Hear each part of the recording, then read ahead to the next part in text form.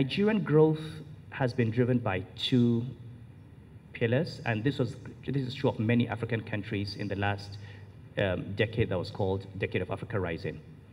The first was rising commodity prices, and the second was rising domestic debt that went into consumption. So real wages basically kept increasing. We got to a point in 2011, I always say, where with oil price at $110 a barrel, we were spending 80% of government revenue on personnel costs. I mean, this is not new. This is something that I said as governor of Central Bank. I said it was unsustainable. I said it was a problem, and nobody listened.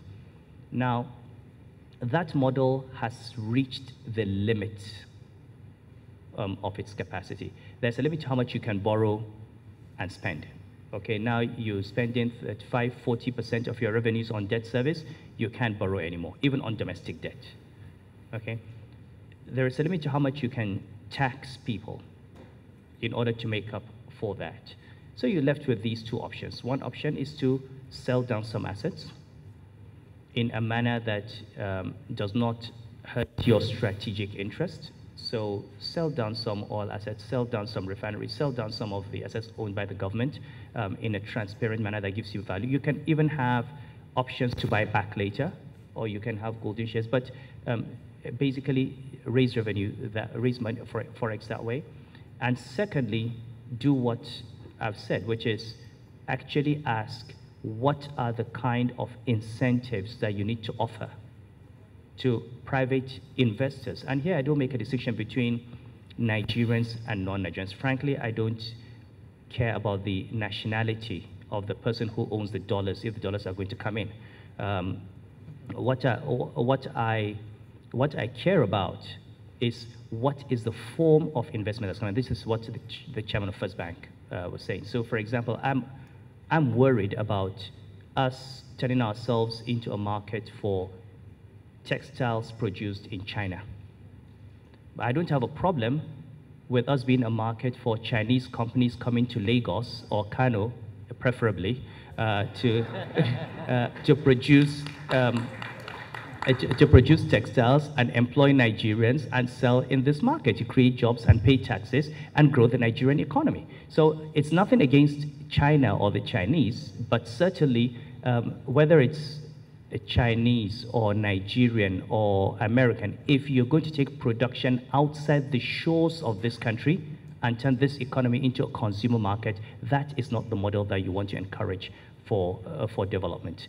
And I think when we get to a point where we welcome investors of all nationalities who are willing to set up production processes here to turn our own raw materials and intermediate products into, and Ethiopia has done that extremely well. I keep saying Rwanda has done that very well. Kenya has done that very well. So, I mean, if you go to Ethiopia today, the Chinese are producing shoes and gloves right there outside Addis Ababa and exporting from Ethiopia. Okay, look at what they've done with their coffee. It's amazing. Okay, there's nothing that we're saying that hasn't been done by other African countries. There's nothing that we are saying. In fact, the model that we're advocating is that we go into the investment-driven model. I mean, China itself has grown based on investment over the last few years. That model has reached its limit. It's now rebalancing and moving towards a consumer-led, consumption-led growth. We have the opposite problem. We have had a model that has been driven by consumption spending and consumer demand. That model has reached the limit. It is time to move into an investment demand-driven model. So I think just understanding the broad macro issues, and that's what you call your story or your roadmap, okay? Recognizing that this is an economy where we have, and let me give you another number. We have over 160 million Nigerians today. The median age is 19. In the next 20 years, you're going to have 80 million Nigerian young men and women between the ages of 20 and 40. Any model that is dependent on the government taxing and paying salary and employing civil servants is not going to provide jobs for these people. Any model that is xenophobic, that tries to chase away foreigners is not going to create jobs for these people.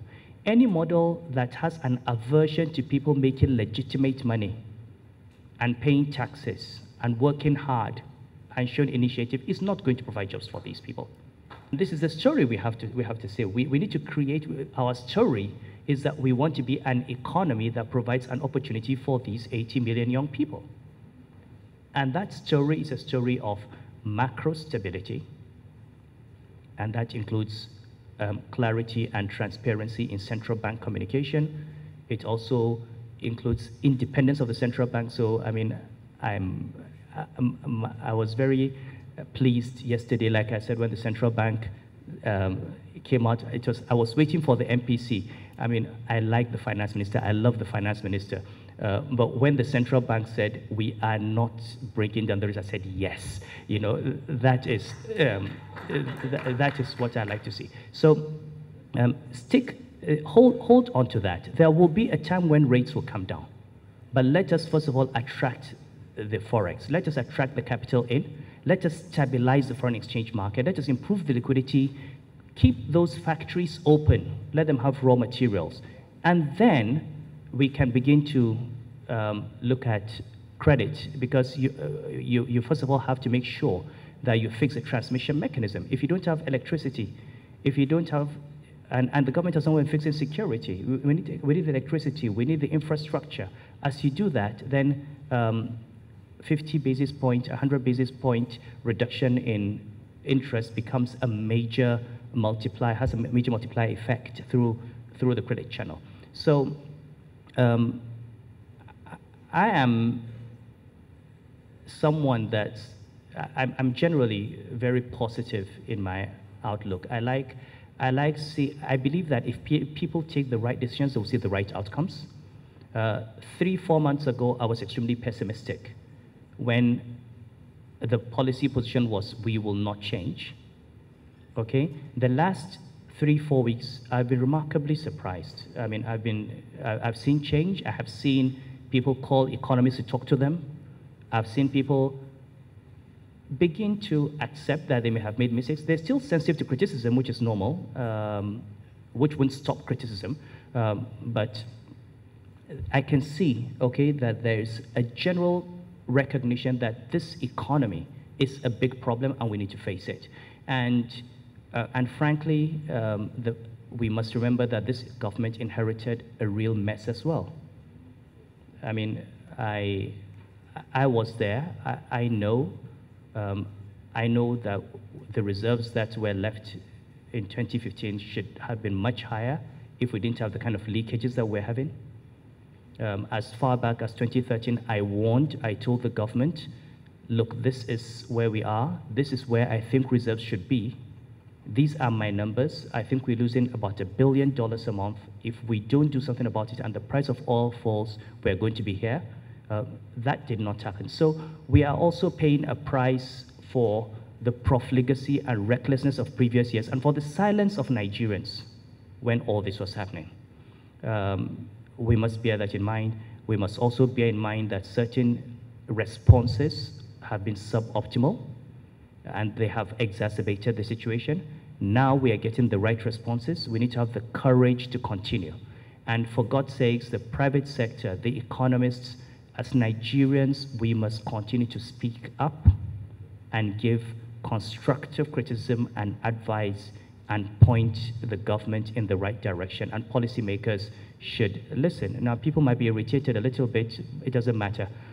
If you're irritated or annoyed and you take the right decision, that's fine by many of us. But I hope that what I have said represents a fair and sincere and patriotic analysis of the situation. And frankly, I think it is not an impossible situation, but it is difficult. It will need intelligence, it will need transparency, it will need courage, and we'll need consistency. If we have those four, I think we'll get out of this and we will be better off as a nation. Thank you.